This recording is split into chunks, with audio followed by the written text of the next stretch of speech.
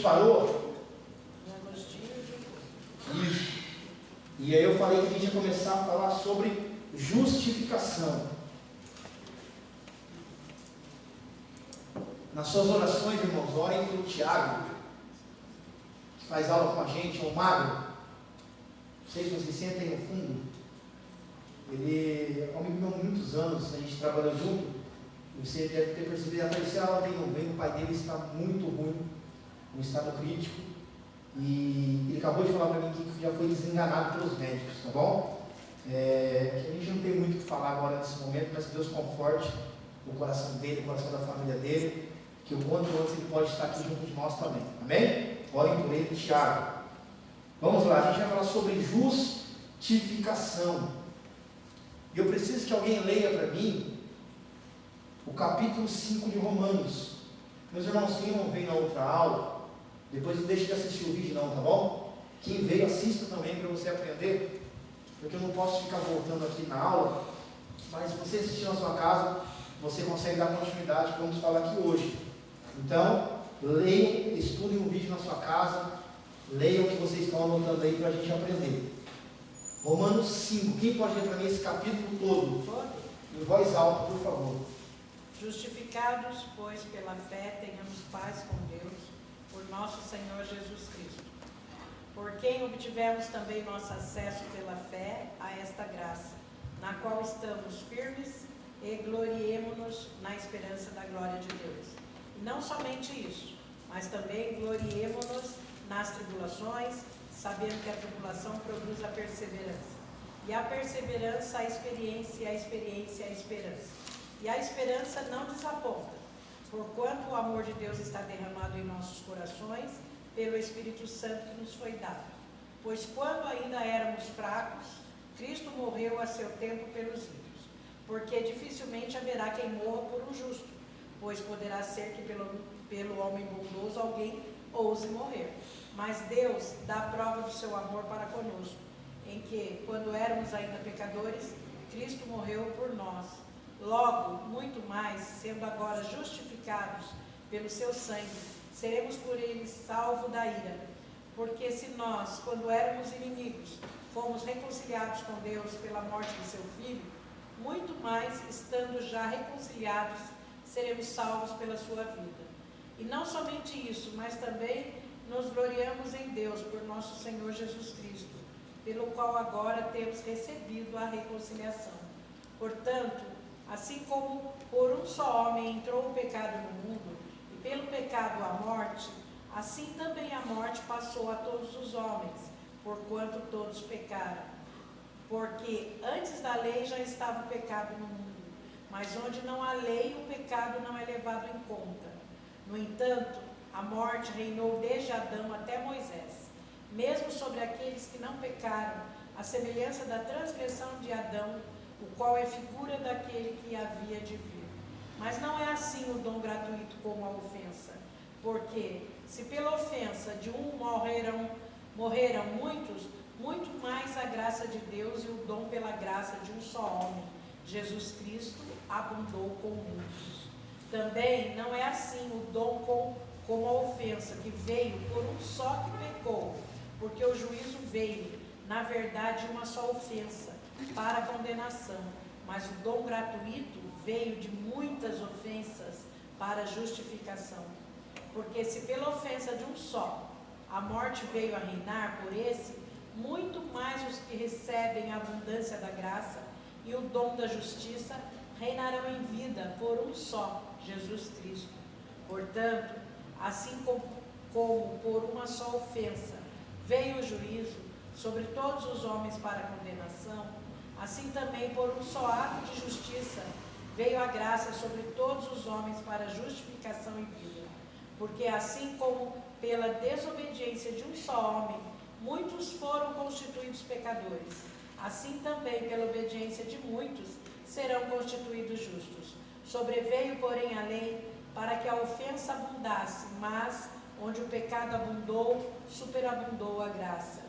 Para que, assim como o pecado veio a reinar na morte, assim também viesse a reinar a graça pela justiça para a vida eterna, por Jesus Cristo nosso Senhor. Amém. Amém? É uma leitura bem extensa, o capítulo todo, mas achei interessante a gente começar aqui, lendo todo esse capítulo aqui. Paulo está trazendo a narrativa acerca da justificação.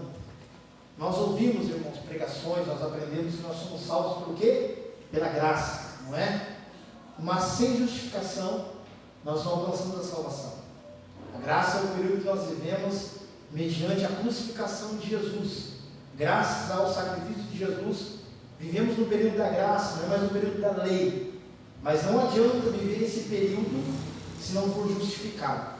Amém? Por isso nós vamos aprender aqui o que significa realmente justificação. Deixa eu só fazer uma pergunta. Eu trouxe aqui a explicação, o que Paulo está dizendo, que a esperança produz perseverança, sobre tribulação. Acredito que eu falei aqui, tribulo, falei no aparelho, falei, né? Então vamos lá, escreve aí, justificação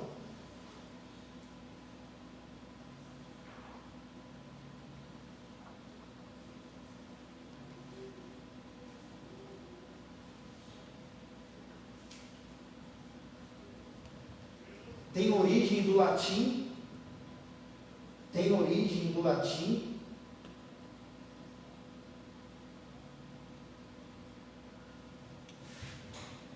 que significa fazer justo. Alguém rapidamente encontrar para mim Deuteronômio capítulo 25, versículo 1 apenas, lê por favor. Deuteronômio capítulo 25, versículo 1. Quando houver contenda entre alguns e vier a juízo, para que os juízes o julguem. Ao justo justificarão e ao injusto condenarão. Amém? Aqui está falando sobre justificação. Aqui esse termo, lá no Velho Testamento, ele está no hebraico, tá bom? Você vai escrever assim, Tissadak. Eu vou esqueci o nome que eu falo aqui, posso soletrar. Eu vou soletrar para vocês letra por letra, tá? T, S, A,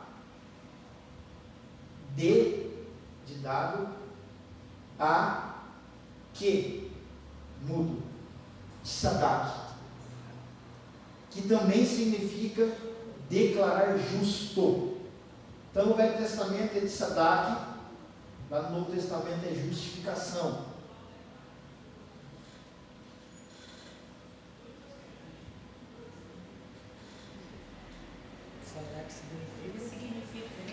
Declarar justo. O mesmo significado da palavra, uma em hebraico e lá na frente está em latim, no Novo Testamento. Então a gente entende que desde o princípio é necessária a justificação do homem perante a Deus. Você pode colocar assim também, o termo justificar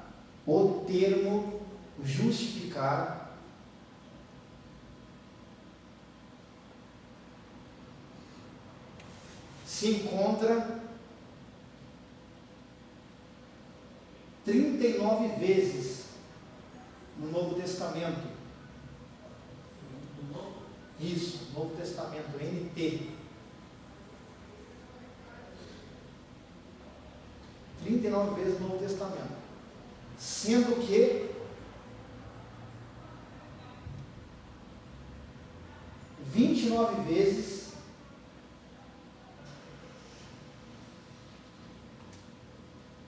é usado pelo apóstolo Paulo. Paulo usa muito esse termo justificação. O capítulo 5 que a professora aqui leu, parece que está repetindo ler os versículos, as palavras. Desculpa, tranquilo. É o anjo. Amém? Então 39 vezes no Novo Testamento, 29 o próprio apóstolo Paulo está usando. Mas vamos lá. O propósito de justificação, eu já falei, é alcançar a salvação, tá? Agora vamos para os termos técnicos do que significa justificação. O propósito é alcançar a salvação, não tem outro propósito. Ser justificado para alcançar a salvação. Mas você vai escrever assim: justificação,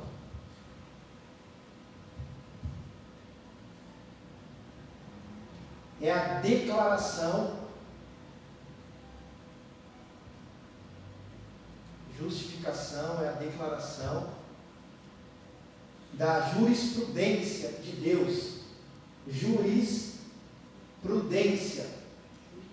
Juris.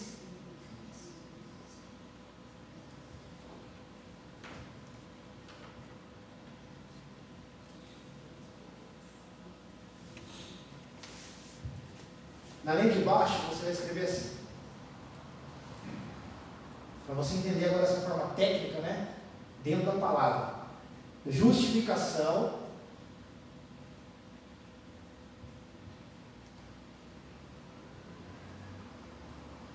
é a declaração de Jesus.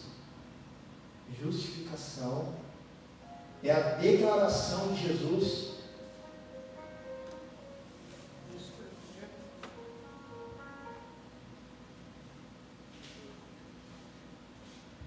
sobre todo aquele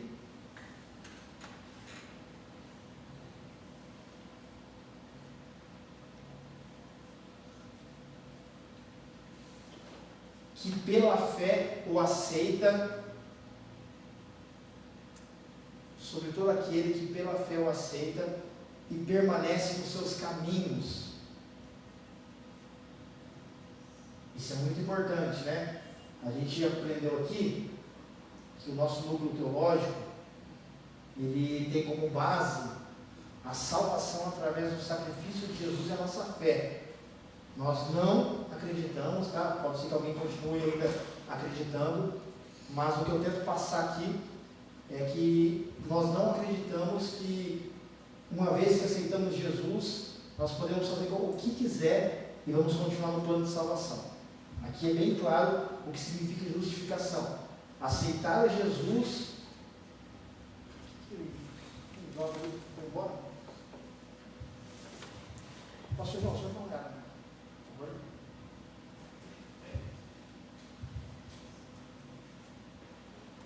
E permanecer nos caminhos de Deus, Jesus, amém? O que vai ser a justificação para a gente entender aqui? Lá em Apocalipse, nós vamos ter uma aula específica e demorada de Apocalipse, fala sobre um trono branco, não é assim? O dia do trono branco, todos vão se apresentar, toda língua confessará, todo joelho se prostrará. Esse será o momento da jurisprudência de Deus. O nosso Jesus, ele vai ser o nosso advogado, ele vai nos justificar os nossos atos errantes, as nossas falhas, que nós se arrependemos, né? Que nós buscamos ser lavados pelo sangue de Jesus, ser perdoado pelo sacrifício de Jesus. Então nós vamos ser justificados por Jesus para receber a salvação. Ou seja, sem a justificação de Jesus, ninguém alcançaria a salvação. Amém? Então isso é muito importante, ser justificado por Jesus. Como você é justificado por Jesus? Aceitá-lo, crer na pessoa de Jesus, andar sempre nos seus caminhos e chegar, como Paulo vai dizer, encontrar Jesus como um alvo, ir até o final diante de Jesus. Amém? Assim eu vou alcançar a justificação. Então o que eu entendo? A justificação é uma regra criada por Deus. Deus criou essa regra com um propósito, que através da justiça de Jesus nós alcançaremos a salvação. Então temos que deixar isso claro na nossa mente, que nossos atos, atitudes, gestos jamais nos possibilitaria atingir o alvo da salvação, se não fosse pelo intermédio do sacrifício de Cristo e principalmente a sua justificação. Alguma dúvida? Eu não sei se eu comentei aqui sobre fé salvífica e a fé do dia a dia. Comentei? Existe uma divergência dentro da teologia sobre uma fala de Paulo e uma fala de Tiago. Paulo vai dizer que nós somos salvos pela fé. Ele vai dizer assim, que não somos salvos pelas obras, somos salvos pela fé, não é assim? E Tiago ele fala o contrário. Ele fala que a fé sem obras é morta. Não comentei isso? Então nós vamos entender. Quem pode ler para mim? Efésios 2, 8 até o 10. O outro vai deixar aberto, por favor, Tiago 2, 14 até o 20. Efésios 2, 8 até o 10. Anotem esses textos aí, tá? Para você não ter essa dúvida. Se alguém te questionar, você vai entender e vai passar para essa pessoa a partir de agora. Efésios 2, 8, 10, quem encontrou pode ler.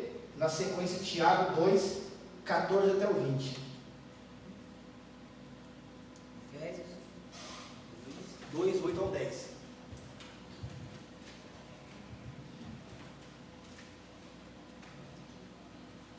Porque pela graça sois salvos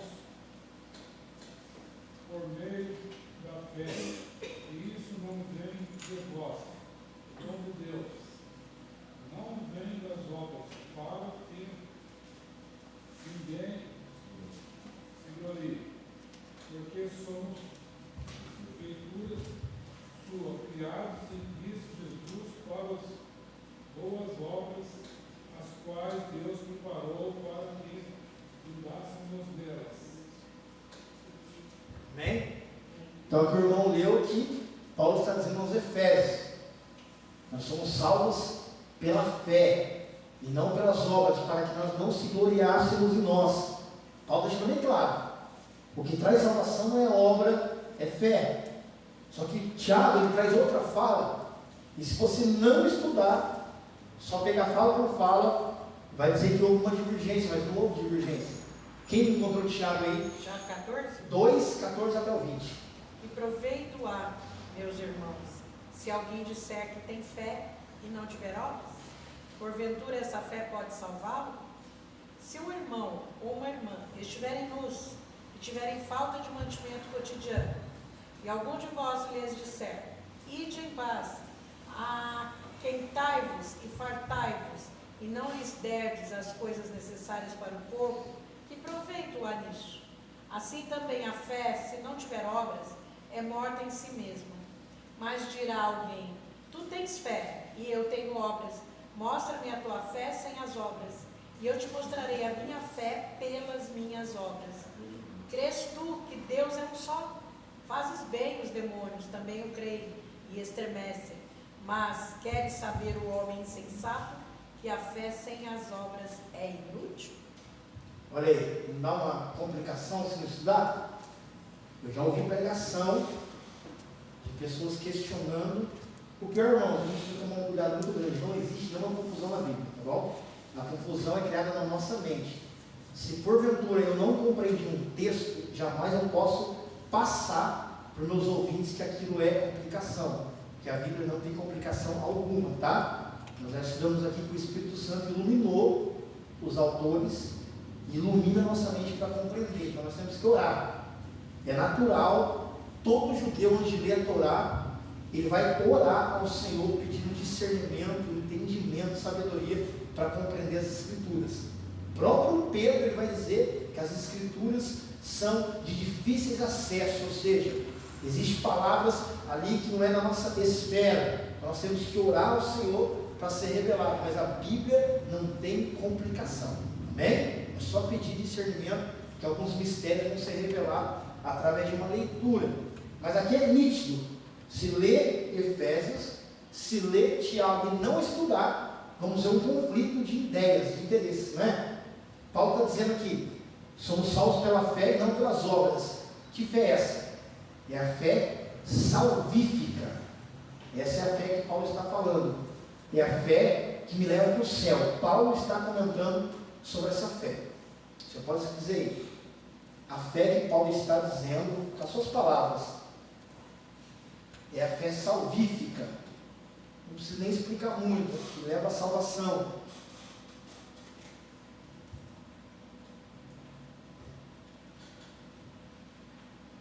E agora eu vou explicar o que acontecia nos dias de Tiago. Tiago está mostrando que as obras são a consequência da fé em Jesus. O que acontecia? Jesus, quando ele morre, ele vai deixar alertas, dizendo que ia voltar a buscar para a igreja. E os discípulos vivos na época, as pessoas que eram evangelizadas, que recebiam a palavra, eles estavam acreditando que seria nos próximos dias. Eles acreditavam que Jesus morreu, ressuscitou. João vai dizer que vai preparar a morada, ele sabe que ele é Deus. Então eles acreditavam assim: olha, daqui a algumas semanas Jesus volta e busca a igreja. No máximo daqui a uns meses, no máximo daqui a uns anos. E o que está acontecendo? Roma está crescendo, está ali afligindo, trazendo aflição no meio do povo, uma opressão no meio do povo. A igreja está se esfriando e os crentes acreditavam que Jesus ia salvar, só que não acreditavam que Jesus ia atuar naqueles dias para dar força para eles sobreviverem. Então o que eles fizeram? Eles dobraram, cruzaram os braços, não realizaram obra alguma, ficaram esperando a salvação e não acreditaram que Jesus ia usar a vida deles para mudar aquele cenário. Então Tiago está dizendo: vocês têm fé para ser salvos, mas não têm fé para trabalhar nesse ambiente de dificuldade, não tem fé para trabalhar nesse ambiente contrário. Aí ele vai dizer: a fé sem obras é morta. Mas que fé é essa? Fé na salvação?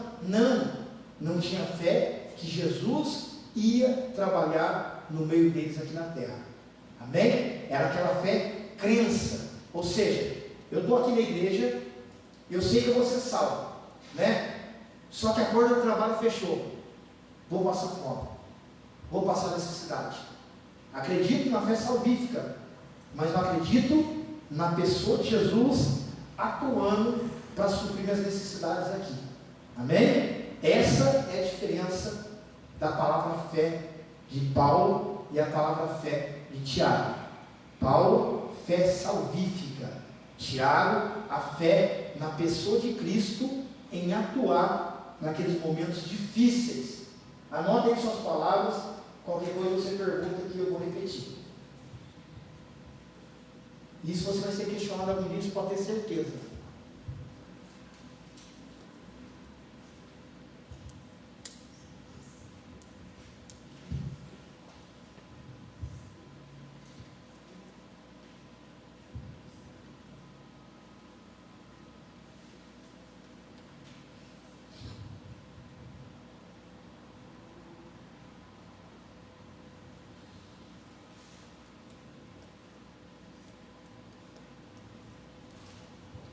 Amém? Então deixando bem claro, a justificação é para remover o pecado e nos colocar na posição de filhos de Deus. Vamos estudar um pouco na frente, né? Paulo vai dizer que nós recebemos adoção, nós somos adotados. É outra matéria, é a mesma matéria, mas é outra aula. Mas a justificação é para remover a culpa, tá bom? Remover a culpa e nos colocar na posição de filhos de Deus e nos garantir a salvação. Tem gente que fala que o sacrifício de Jesus foi para Deus pagar uma dívida com o diabo. Foi isso que eu falo, não ouvi isso não. Tem os gnosticismo, eles pregam que o sacrifício de Jesus não foi suficiente. É necessário se mutilar. Irmãos, falando nisso, estava pensando no meu trabalho hoje. A gente tem um amigo nosso, pastor Zé Luiz, lá de São Paulo, ele está doido para vir aqui dar aula. E o que eu estava pensando? A gente fazia um seminário em um sábado. Ele tem um material, ele tem uma apostila, e eu não sei se ele manda em PDF, se ele vai mandar para impressão.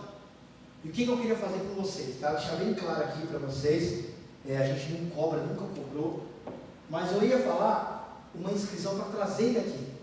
A gente pegar aqui de 15 a 20 reais por pessoa, vamos marcar aqui uns 2 meses, que é os custos dele de viagem, tá? Pedágio, gasolina e a impressão da apostila, tá bom? Aí eu assumo a responsabilidade de imprimir a apostila. Ele vai dar uma aula sobre seitas e heresia. Irmãos, ele é expert no assunto. Ele conhece muito, muito.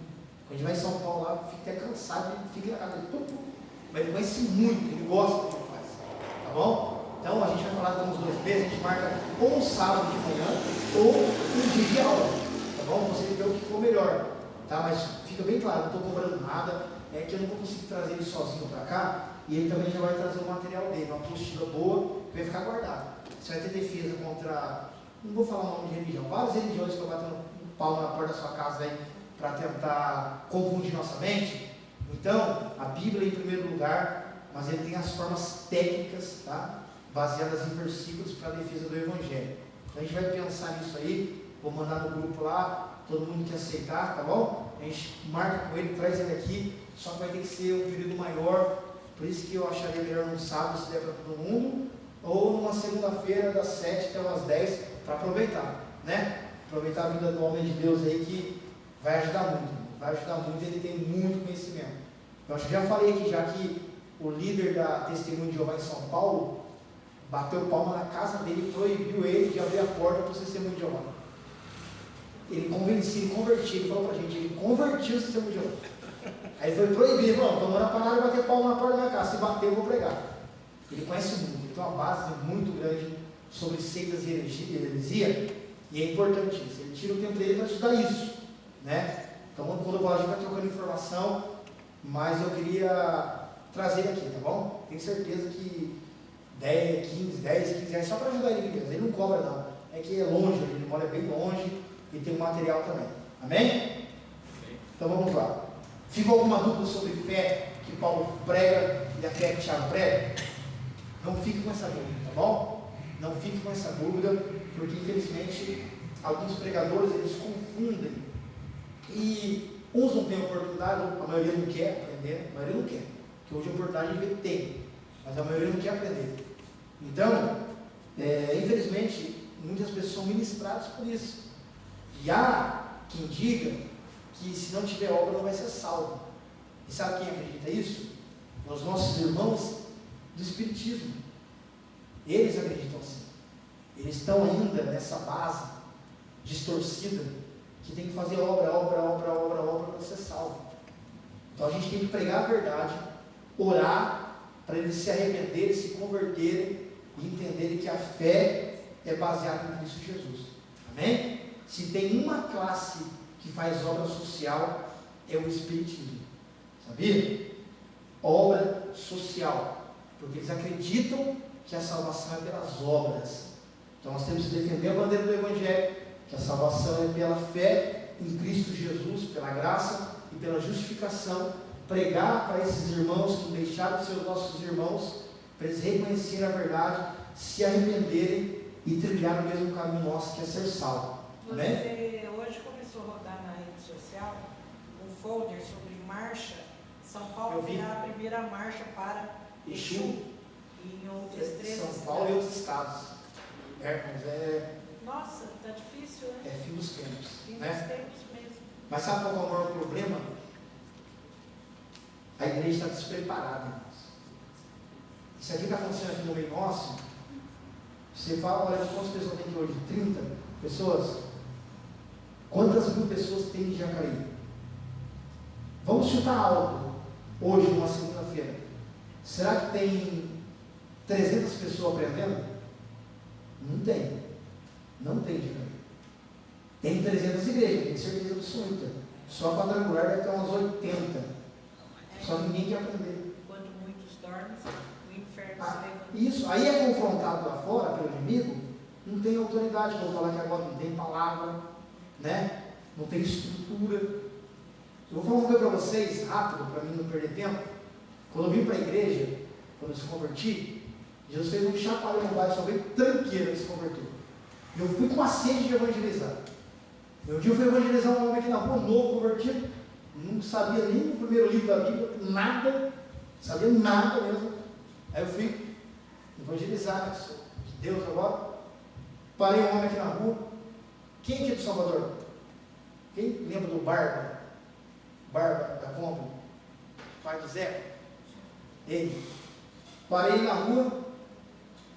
Você tem que ir para a igreja, escutando. Você tem que ir para a igreja, Deus mudar a sua vida, porque Jesus salva. Ele parou no meu olho, salva, fez salva. Não salvou nem ele. Irmãos, eu não tinha Bíblia. Eu não sabia porque Jesus morreu. Eu não sabia o propósito, não sabia o plano. Eu fui evangelizar sem saber o plano de Jesus. Eu pensei, ele morreu. Por que não se salvou? Em vez de eu me converter, quase que eu fui junto dele. Olha você ver, a falta de base. Eu fui embora triste, porque não tem verdade, não salvou nem ele. Aí, sem conhecer o propósito, da morte. Não perigo isso? Tinha um irmão aqui da igreja que teve o evangelismo no carnaval. Irmãos, eu não prego contra isso. Se Deus mostrou para você, quem sou eu? Mas a tendência é que a carne fale mais alto e a pessoa fique lá. Aconteceu com esse irmão. Aconteceu com esse irmão. Lá tem blocos carnavalescos de Jesus, não é? A Bíblia tem que nós temos que ser luz. Todavia, nós temos que ser prudentes, não é assim? Discernimento. É Deus que mandou? Então eu vou. Então eu vou com autoridade e vai acontecer. Quando é Deus no negócio, vai acontecer. Independente de onde você pisar com os seus pés. Mas tem que ter a preparação. A igreja está despreparada. E por isso que o inferno está se fortalecendo.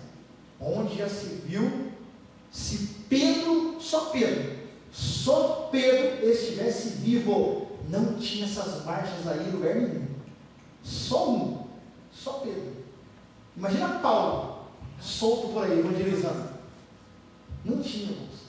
É que a igreja não está se preparando. A gente, graças a Deus, estamos se preparando. Só que nós somos a minoria. Por isso que eu faço de tudo para incentivar vocês. O meu propósito não é ser o professor. O meu propósito é que vocês sejam como eu, professor da igreja de vocês. Esse é o propósito. Isso que Deus colocou no meu coração em visão. Criar professores. Expandir.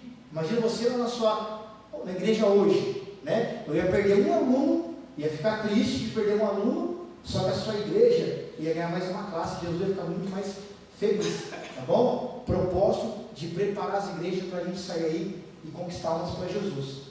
Eu vou parar, que senão eu vou pregar, né? Vocês tinham que ver minha esposa dando aula, igual tinha nasceu fumaça. Ela deu até retetê, que rodou. Foi de Santa para chorar. Vamos lá? Então a gente vai entrar agora realmente na carta de Romanos. Para entender, né? Realmente digo assim, nós já falamos muito sobre Romanos, na aula passada, a carta transformadora. Mas eu quero ler o capítulo 1, versículo 1. Quem pode ler para mim? Um versículo deixa o ensinamento para a carta toda. Romanos 1, versículo 1.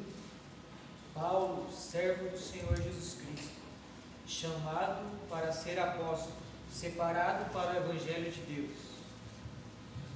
Olha a apresentação do camarada. Por isso que eu trouxe uma biografia dele aqui antes. Ele estudou 5 anos aos pés de quem? Gamaliel. Quem que era o pai de Gamaliel? É demais lembrar, né? Hã? Falaram aí, ó, ouvi? Liel. Linel. Amém? Então ele estudou os pés do maior teólogo da história. Paulo tinha 613 leis. Como eu tenho segunda, terça, quarta, quinta e sexta, eu sei a sequência. Paulo tinha sequência de 613 leis na cabeça. O homem era PhD em teologia do Velho Testamento. Ele conhecia realmente as Escrituras. Ele vai se converter ao Evangelho. Eu falei aqui, vamos ver se você lembra. Ele, Atos 9, caminho de Damasco. Ele fica cego, não é? No outro dia ele sai pregar a palavra? Responde para mim. Não. Lembra o tempo que ele ficou estudando? Hã? Cerca de 10 anos aos pés de Barnabé. Ele estuda toda a sua infância, adolescência. Nasceu ali em uma província dominada por gregos, os intelectuais, os inteligentes. Aos 15 anos vai para Jerusalém, estuda aos pés de Gamaliel. Já expliquei para vocês porque aos pés, né? Porque sentava lá em cima mesmo, a pessoa estava embaixo, ali aos pés de Gamaliel. Com esse estudo do Velho Testamento, ele se converte, ele pensa, agora eu vou pregar. Eu digo, não, você vai estudar. Fica mais 10 anos estudando, aprendendo o que é Jesus, o que é graça. Aí um dia ele tem uma aula particular, não já a aula particular dele? Coríntios 9. Leva ele lá no alto dos céus, vamos falar na aula de Coríntios. Jesus dá uma aula particular para ele, mostra os céus, mostra a eternidade, mostra as moradas. Aí ele vai dizer assim: foi-me colocado um espinho na carne para mim não se sobrepecer. Ou seja, a aula foi tão profunda que ele poderia descer aqui e ser melhor que as pessoas, querer ser melhor que as pessoas. Então eu estou falando de um camarada que não existe outro igual na Bíblia Sagrada. Eu sempre deixo claro que eles não se comparam. O que significa esse espinho na carne? Eu não comentei aqui? Comentou, só que eu acho que Vou lembrar você. Correntes teológicas, tá bom? Isso aqui é correntes teológicas. Uns acreditam ser uma malária, outros uma infecção nas córneas, e outros acreditam, é a corrente que eu acredito e sigo, seja as acusações que ele sofria. Ele pregava para a mãe de criança que ele matou, para a esposa de marido que ele matou. Então ele pregava e as pessoas reconheciam: realmente Jesus é na tua vida. Só quando acabava o culto: você lembra de mim? Você colocou fogo no meu pai, você mandou decapitar minha mãe. E ele disse que ele ia embora da cara dele e o espírito esbufetava o rosto dele. Então a maioria das correntes teológicas acreditam que era a acusação que ele sofria, esse espinho na carne. Amém? Mas ele tinha problema de visão. Vamos falar daqui algumas aulas, porque quando ele escreve, ele vai dizer assim: eu, Paulo, escrevi em letras grandes. Então ele tinha problema de visão. A maioria da sua carta, quem escreve é Lucas, tá bom? Ele dita, mas Lucas que vai escrever a carta. Então esse camarada, ele vai se apresentar como? Eu, Servo de Jesus Cristo. o grande, o poderoso. Já comentei com vocês o dia que eu errei na vigília. O camarada era evangelista, eu chamei de diabo, ele quase me bateu. Epa! Dá honra quem tem honra. Irmão, se você estudasse, pastor foi criado por homem, presbítero foi criado por homem, mas Atos 6 vai dizer que Deus manda levantar 7 homens cheios do Espírito Santo, que era diaconato, cargo criado por Deus, unção criada por Deus. O camarada falar uma besteira dessa, dizendo: eu sou evangelista, não sou diácono, falta de cultura bíblica. Não, eu deixei quieto. Amém? Então Paulo se apresenta com o quê? Servo. Irmãos, aqui já está a representação do sucesso que Paulo teve, onde ele chegou. Amém? E é sobre isso que eu vou falar um pouco agora. Ele apresenta como servo, mas em seguida ele vai falar que ele é o quê? Ó, o ensino para nós: ser humilde, não andar cabisbaixo, achar que eu não sou ninguém. Quem já ouviu? Irmão, se você já fez, eu não lembro se eu já fiz isso, porque eu aprendi isso bem no começo, quando eu aprendi a pregar. Mas às vezes a pessoa sobe assim: eu não tenho nada para passar para vocês. Isso não é humildade, irmão. Se você fez um dia, você está aprendendo. De mim não tem nada, você tem que ter, irmãos. Tem que ter a palavra. Tem que ter um conhecimento que vai se tratar. Isso não é humildade, tá bom? Às vezes você falou porque você ouviu.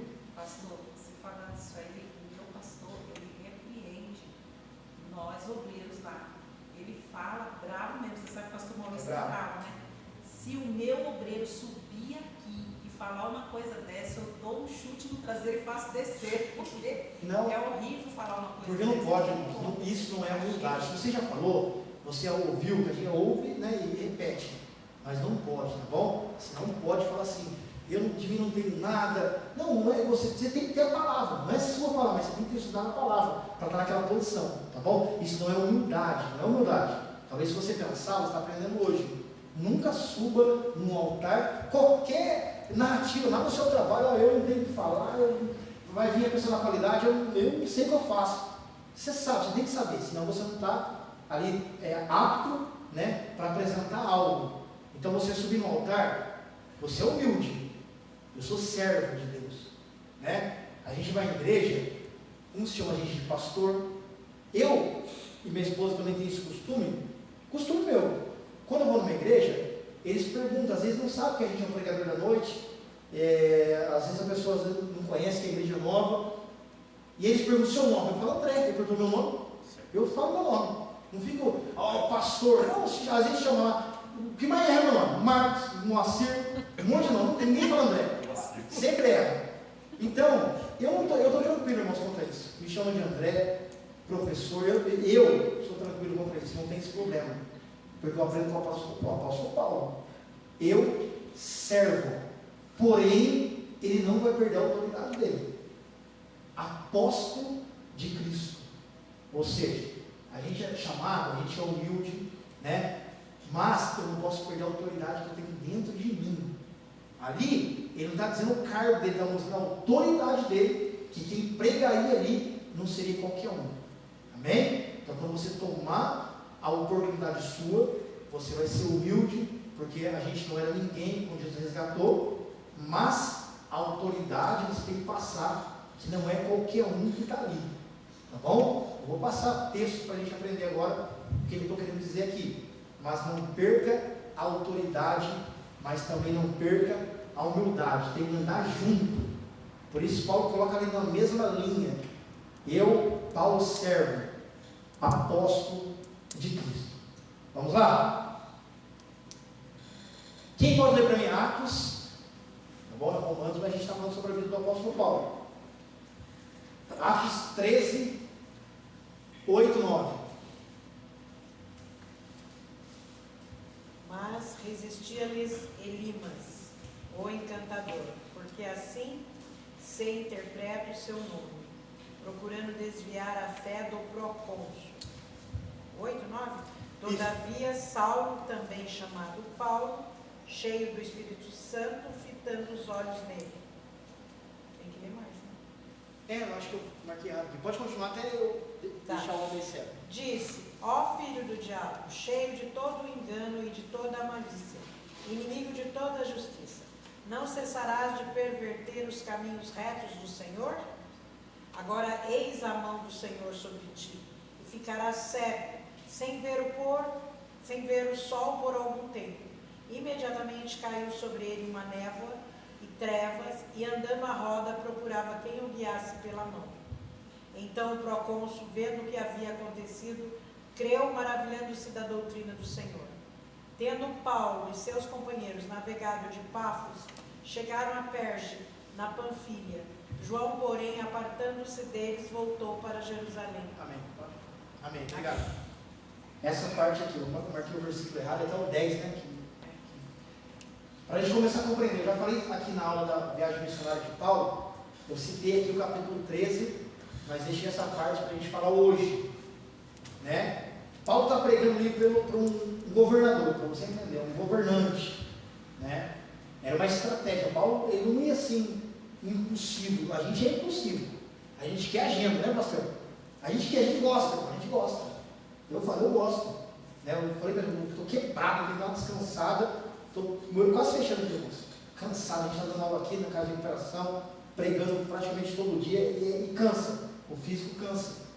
Mas a gente gosta disso. É a nossa chamada. Mas Paulo não, Paulo tinha estratégia, ele gostava, tinha estratégia. Né? Que ele seria só um Paulo. A gente tem um monte de pregador. Paulo foi um só. Ele não poderia errar. Ele não poderia vacilar nas estratégias. Então ele vai pregar já para um governador, porque ele sabia que se ele ganha um governador, outras pessoas se renderiam também. E sempre levanta um, né? O mágico. Lembra que eu falei que era mágico aqui? Era que fazia magia finalmente. Ele vai se levantar. Primeira viagem missionária de Paulo. Se você ler o capítulo 13, a gente leu na aula retrasada aqui, ele estava na Antioquia, lembra? Ele estava na Antioquia no início, e o Espírito Santo se manifestou e disse: separai a Paulo e a Barnabé para a viagem missionária. Então, começou tudo novo para Paulo. Primeira viagem missionária dele. Ele vai pregar. Primeiro levante, o que ele faz? Deixa o homem cego. Por que ele deixou o homem cego? Tá, mas por quê? Por que não matou? Porque não aleijou? Surdo? Já parou para analisar por que ele deixou cego? Pensa aí rapidinho. Como que Paulo se transformou? Saulo e Paulo. Não foi? Paulo queria transformar aquele homem. Paulo não queria matar. Ele queria transformar. Qual foi o método usado por Jesus? 3 dias na mão direita, cego. Se você ler o texto aí, não vai dizer que ele ficou cego perpetuamente, esse mágico. Não. Por um tempo determinado. Ele ficou se andando, recebendo ajuda. Então Paulo já entrou com autoridade em cena. Ele deixou aquele homem: você vai atrapalhar? Então ele vai colocar as mãos de Deus em cima do homem. E ele vai deixar cego. Mas qual era o propósito do apóstolo Paulo? Envergonhar, matar, transformar. Não sei se foi transformado, o texto não fala isso. Mas talvez a intenção no coração do apóstolo Paulo, fresquinho na mente, ele nunca esqueceu da rua direita. Isso a gente traz para nós. Paulo nunca esqueceu daqueles 3 dias na rua direita. Ele saiu da rua direita, mas rua direita jamais saiu do apóstolo Paulo. O lugar de conversão dele. O lugar que Jesus tratou com ele, dizendo, ó, você não é ninguém. Sem mim você não chega a lugar nenhum. Ficou cego 3 dias. Primeira viagem dele. Humilde, servo, mas com autoridade. Ele falou, então você vai ficar cego. E a Bíblia diz que esse precônsul, esse governante, ele se rende aos pés de Jesus. E com certeza muitas almas se renderam ali aos pés de Jesus. Amém? Primeiro capítulo, primeiro versículo, você traz uma grande pregação sobre a vida desse homem. Eu, Paulo, servo e apóstolo de Cristo. Vamos lá. Quem pode ler para mim Atos 14, 8 até o 10?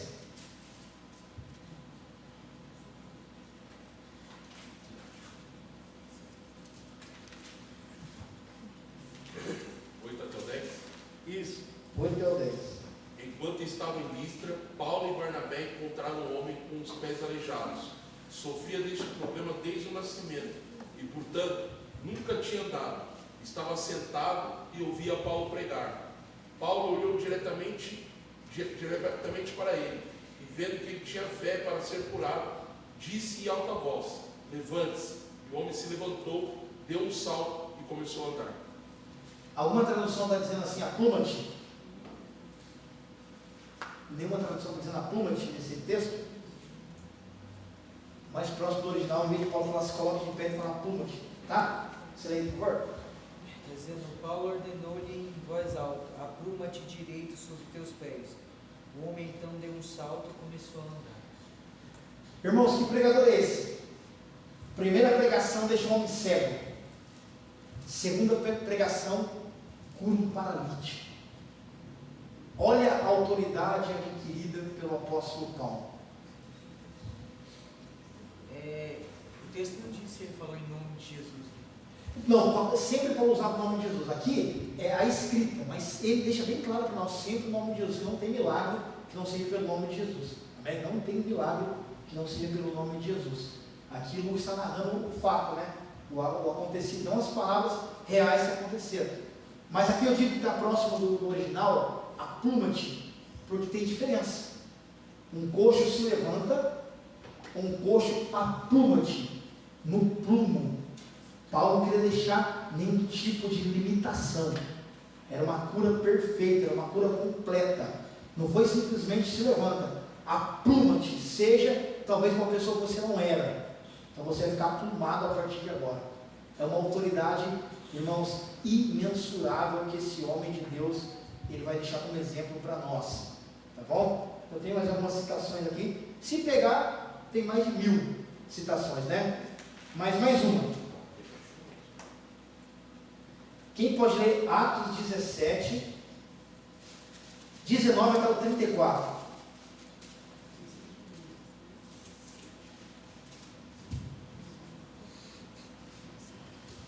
Atos 17, 19 até o 34.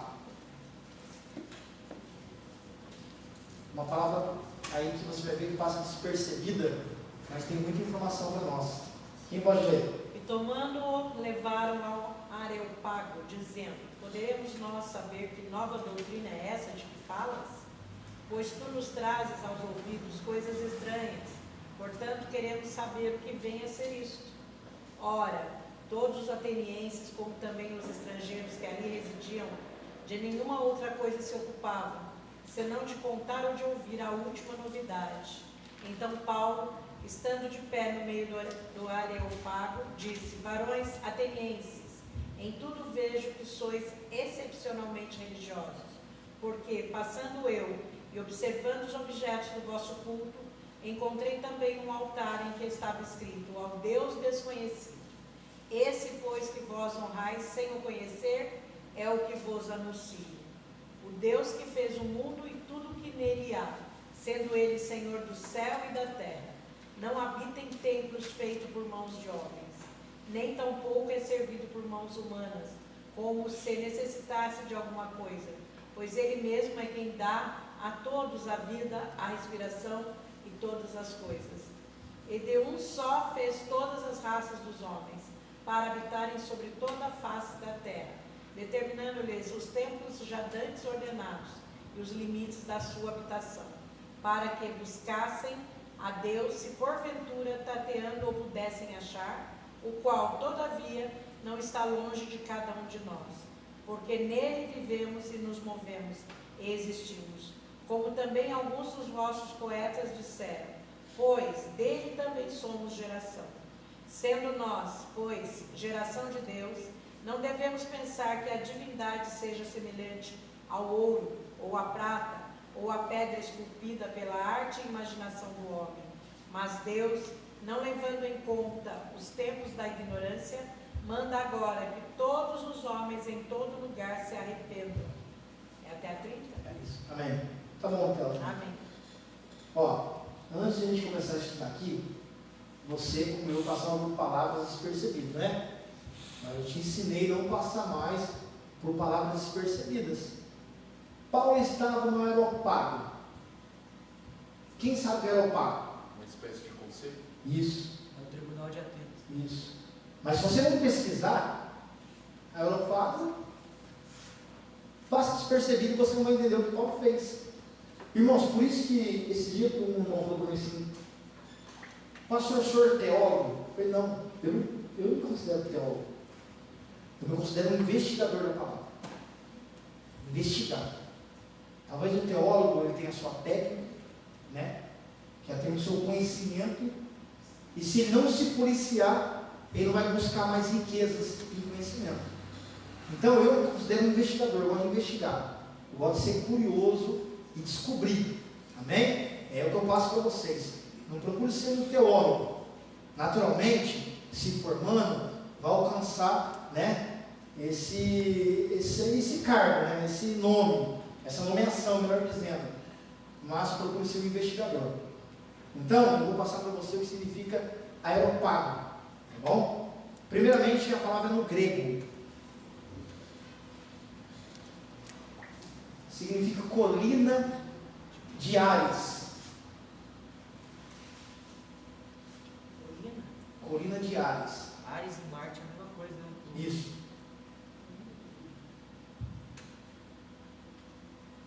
Só para você anotar a geografia aí, não vai usar, mas se ninguém precisar usar, ficava na região noroeste.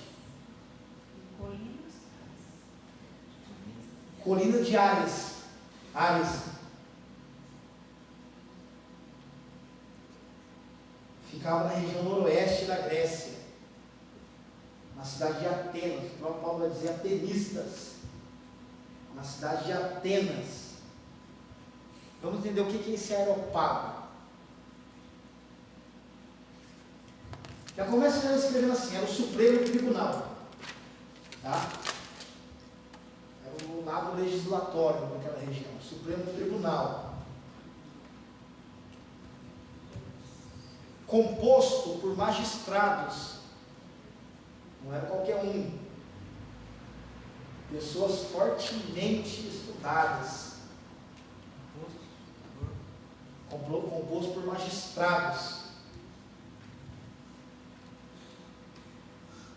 E o que esses magistrados faziam? Eles administravam as leis e as constituições. Administravam as leis e as constituições, né? Inseriam as regras.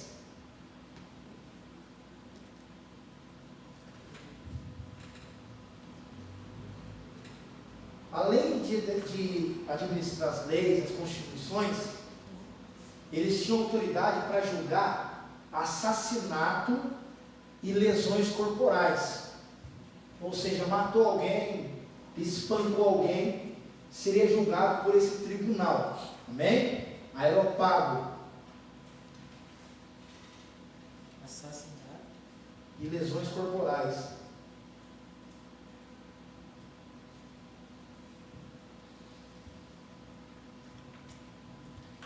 E Paulo vai pregar onde?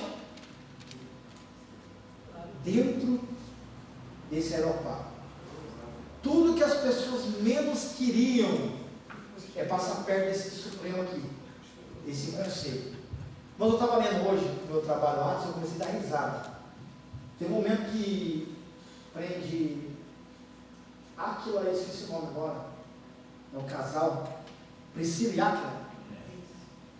Quando eles prendem centenas de soldados, Paulo ele sai correndo. Eu vou trazer o versículo depois, que eu não lembro agora qual que eu parei. Ele ia lá tentar salvar. Os discípulos seguram, amarram ele, senão ele ia tentar recuperar os amigos dele. Ele era terrível, ousado para fazer a obra de Deus. Teve que ser segurado pelos discípulos, né? Senão ia morrer antes do tempo. Mas ele era muito ousado. Ele entra aí, irmãos. Ele não precisava estar lá. Ele entrou, mas quem chamou a atenção dele? Paulo não estava preocupado com o ímpio, ele estava preocupado com a crença que eles tinham em outros deuses. Paulo não aceitava isso. Paulo não aceitava isso. Era Deus, era Jesus. Ele pagou o preço, né? Ficou cego para descobrir Jesus. Então, ele não aceitava. Então você vai escrever assim, para a gente entender por que Paulo foi aí. Os integrantes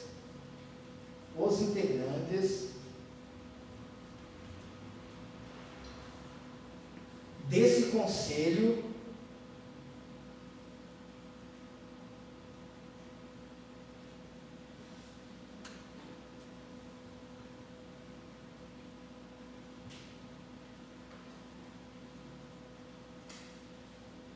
viviam, vou falar bem lento a palavra para você, é uma palavra grega, tá? Desidaimonia.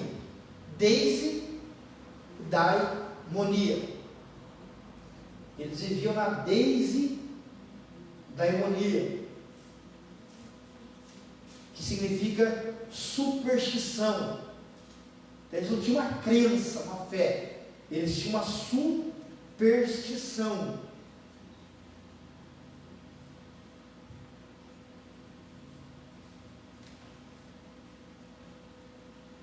E dentro dessa superstição, eles criavam imagens para todas as divindades. Deus Apolo, todos Júpiter, todos os tipos de deuses para eles criavam uma imagem. Até aí, Paulo está tranquilo, não é? Paulo sabia que tinha idólatras, sabia que tinha pessoas que não professavam sua fé em Cristo Jesus, mas Paulo encontra um problema aí. Ele vai dizer: vocês têm a imagem de um Deus desconhecido. Aí no original, vou também soletrar, agnóstico tel. Escrever AG, AGNOSTO.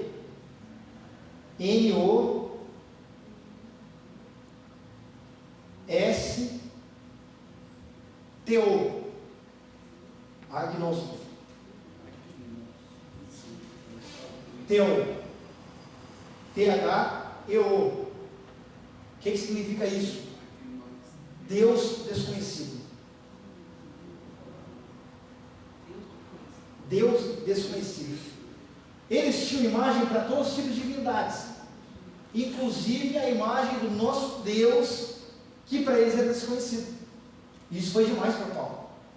Paulo falou assim: olha, eles têm uma parcial de fé em nosso Deus, porque mesmo sendo supersticiosos, ser desidaimonia, eles acreditam em vários deuses, existe um pedacinho dentro deles, que mesmo não conhecendo o nosso Deus, eles têm uma imagem que representa. Então Paulo viu uma brecha para entrar com autoridade e pregar a palavra. Ele entra exortando, ele entra corrigindo, mas ele entra com um propósito encontrado mediante uma brecha. Amém? Encontrar brecha nas religiões para inserir o Evangelho. É uma tática que Paulo deixou para nós. Sempre vai ter uma brecha. Eu lembro que um dia eu preguei para o irmão, que ficou muitos anos na igreja católica. E quando eu comecei a pregar para ele, eu citei a pessoa de Maria. Que Maria foi uma pessoa escolhida por Deus, escolhida pelo Espírito Santo, foi uma jovem pura, uma jovem que se consagrou, uma jovem que recebeu, que foi concebida pelo Espírito Santo de Deus, uma mulher que está com certeza com a sua salvação garantida, está no céu. Nós vamos encontrar Maria lá, porém a idolatria imposta em Maria não é culpa dela, ela não tem culpa. Se eu morrer aqui agora, fazer uma estátua minha e me adorar Santo André, ela não tem culpa, não é assim? Ela não tem culpa. E eu encontrei essa estratégia para pregar para esse irmão, porque se eu falo mal de Maria, vai embora. Também eu não tenho que falar mal dela. É uma pessoa pura, que cria na religião uma indiferença, uma rivalidade. Falou em Maria, meu Deus, não, ela concebeu de Jesus, ela com certeza foi salva, está salva. Mas ela não tem culpa da idolatria que coloca sobre ela. Então eu encontrei uma estratégia. Agora eu vou inserir o Evangelho. Agora eu apresentei quem foi Maria, mas agora eu vou colocar Maria no lugar dela e vou mostrar quem é Jesus. Amém? Paulo poderia falar assim, esse conselho de Areópago, se eu entrar lá eu vou morrer, vou mandar me matar. Ou eles adoram vários deuses, para que eu vou pregar? Não, ele falou assim, tem lá santo não sei o que, santo não sei o que, Júpiter, que adoravam planetas. Opa, mas tem a imagem do Deus desconhecido. E ele vai dizer aí, esse é o Deus que eu vos prego. Paulo estava na Grécia? Sim, Atenas. Aqui em Atenas, na Grécia. Então ele vai dizer, esse é o Deus que eu prego, você já tem uma crença. Então ele aproveita para exortar e para inserir o Evangelho. Amém? Então nunca passa despercebido uma informação, de uma palavra, de um nome, que a gente começa a entender a autoridade que Paulo tinha. Amém? Eu vou citar aqui mais um exemplo, irmãos, para a gente encerrar a aula. Quem pode ler para mim Atos 14, 19 e 22? Por que em Atos? Porque Atos mostra as viagens missionárias dele, tá? Igual aqui ele está em Atenas, ele vai escrever para os gregos. Mas a gente encontra um texto lá em Atos 14, 19 até o 22.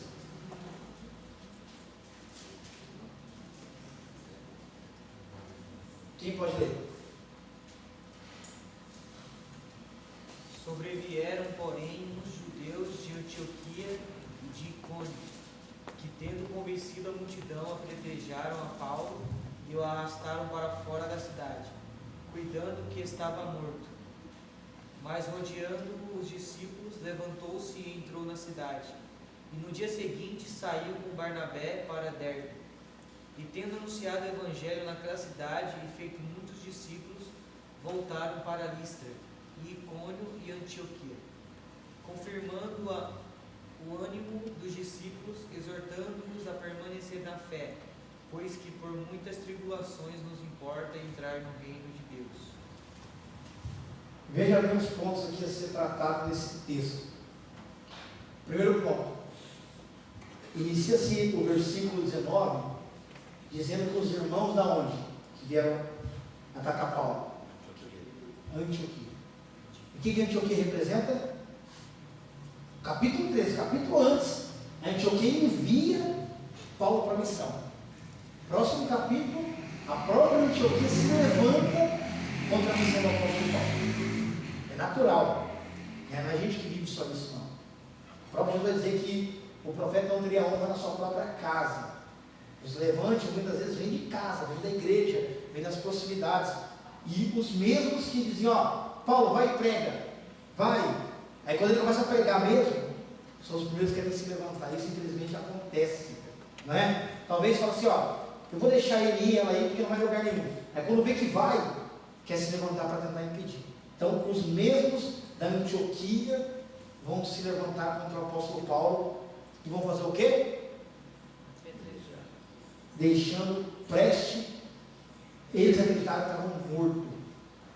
Ele sofreu tanto que aparentemente ele estava morto. Retiraram praticamente morto de uma cidade. Você toma uma pedrada na cabeça, uma só, no outro dia você vai acordar normal? Irmãos, no ano retrasado, foi engraçado, na fábrica que eu trabalhava, estava chovendo, E eu estava saindo para ir embora, um rapaz vindo do horário do almoço. Pum, cabeça com cabeça.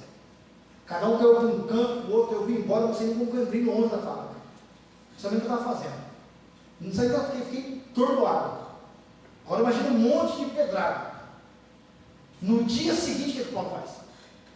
Não vou no culto. Volta de novo. Ele prega a palavra.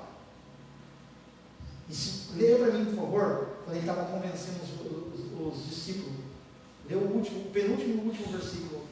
E tendo anunciado o evangelho naquela cidade e feito muitos discípulos, voltaram para Listra, e Icônio e Antioquia, confirmando o ânimo dos discípulos, exortando-os a permanecer na fé, pois que por muitas tribulações nos importa entrar no reino de Deus. Olha para você entender para a gente encerrar a aula. Ele é apedrejado. E quem desanimou no outro dia? Os discípulos. Paulo está confirmando o ânimo, ele está animando eles a não desistirem. Olha para a gente ver, irmão, ele está pegando aqui o raso do apóstolo Paulo ainda, não molhando nem nosso tornozelo, mas olha a autoridade desse homem. Ele saiu da cidade dado como morto. No outro dia ele acorda, com certeza, irmãos, ele não era super-herói, cheio de dor, cheio de hematoma. Ele prega, faz novos discípulos. No dia seguinte, ele está motivando os discípulos a não desistir. Olha para você ver a pessoa que nós estamos estudando, o caráter. Por isso que ele é o único homem a dizer assim. Ele não está dizendo, ele falou para a gente imitar Jesus? Não. O que ele fala? Sede meus imitadores. Sejais os meus imitadores, assim como eu fui de Cristo. Olha a autoridade. Ele não está falando assim, seja igual a Deus. A gente tem essa autoridade. Chega no altar e fala assim, seja que nem eu. Já pensou? Todo mundo, ixi. Sempre vê o podre, né? Sempre vê o erro. Ele fala. E estava Jesus fresquinho na memória das pessoas. Os milagres eram fresquinhos, irmãos. Sejais meus imitadores, assim como fui de Cristo. Amém? Então essas estratégias que o apóstolo Paulo deixou para a gente, tá bom? Falamos de Romanos, embora mais Atos, né? Atos não é uma carta, né? Atos é um livro que é uma biografia das viagens missionárias do apóstolo Paulo que o Lucas escreve, né? Fala da igreja primitiva. Então a gente foi muito dentro desse livro de Atos.